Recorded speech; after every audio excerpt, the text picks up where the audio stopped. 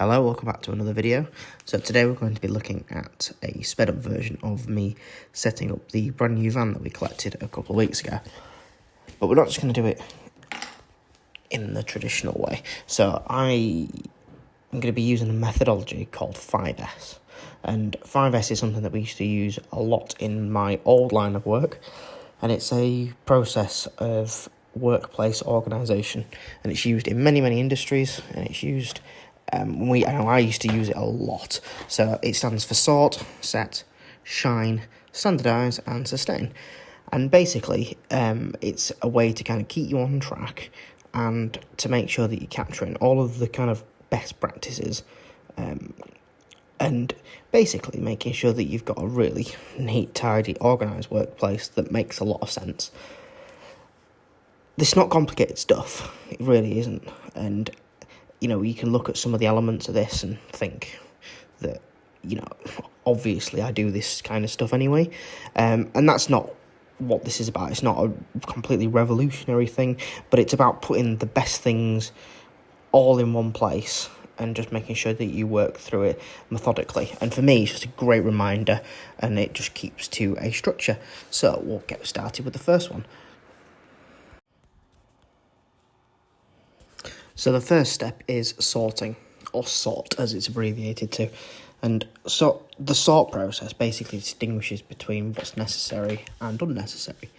And thinking about getting rid of everything that you do not need, or things that you do not use that regularly. Or, in my case, it would be things that we probably use 95% of the time. So we've got a fairly dense standard lawnmower maintenance round when it comes to the summer and the winter, and basically I didn't want to be carrying stuff that we would only use outside of those, because I'm quite happy to load up one day a week, one day a fortnight with some stuff that we would only use on like a clean up or on like a fairly unique job. But the stuff that we have, like our bread and butter stuff, needed to make sure that was there. So for me, it was looking at some of the stuff that we use for tree work.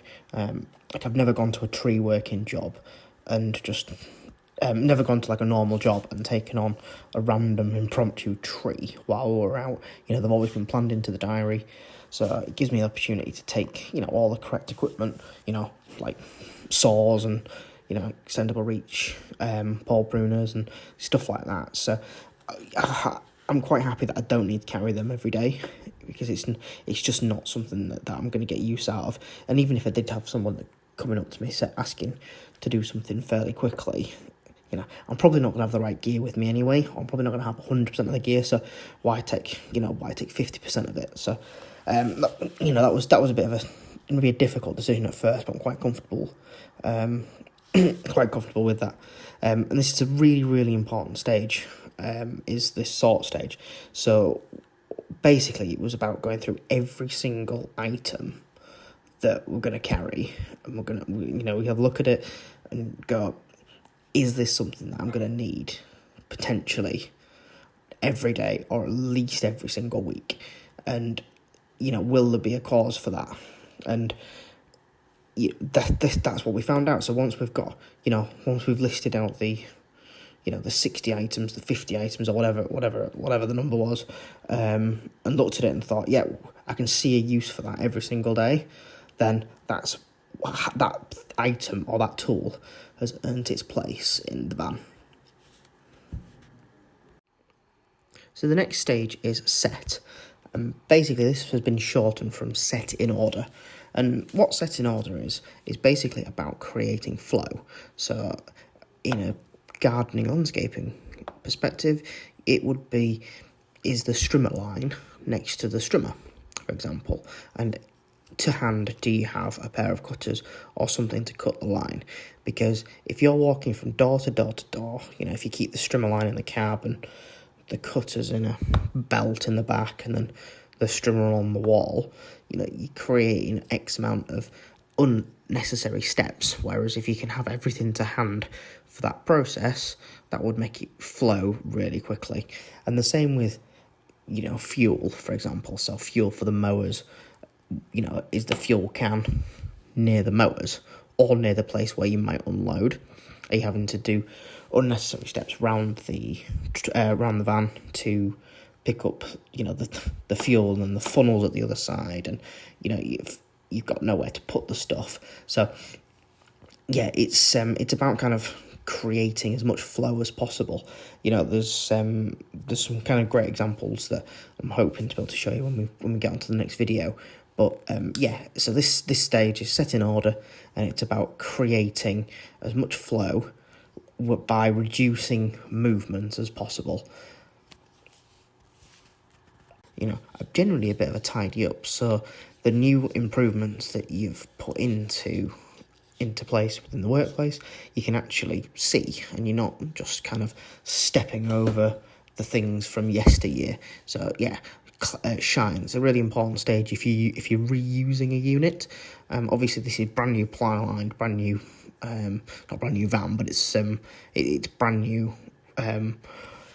wood, and there's never been a lawnmower in the back of it yet. So yeah, this was a pretty short stage for us with shine. But so the fourth stage is standards, and this is about how do you communicate with the world where your tools should go when they're not actually on the bracket. Now, for example, some of the clips that I'm using look pretty standard. Why would the hoe go there when it can go on why should it go on the left-hand door when it could go on the right-hand door, for example? So how do we kind of communicate that when you're either you're at your lowest point, or your colleagues are kind of the wet throw on a December day after a big clean up? So what I'm going to be using is just a process of labelling, just like a shadow board style.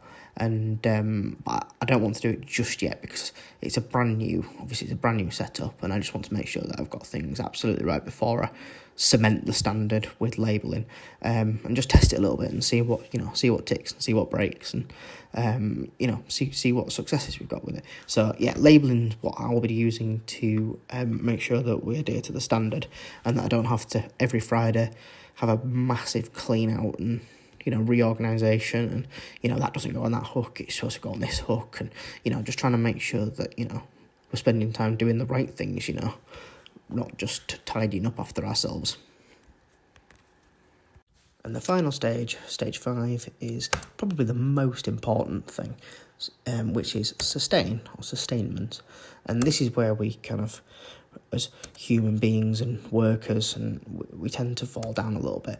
So we've done all this work. We've spent ages and ages ascertaining where stuff should be and bits and pieces like that, and quite a lot of time and effort, and for it all just to go to pot after a week or two is just heartbreaking.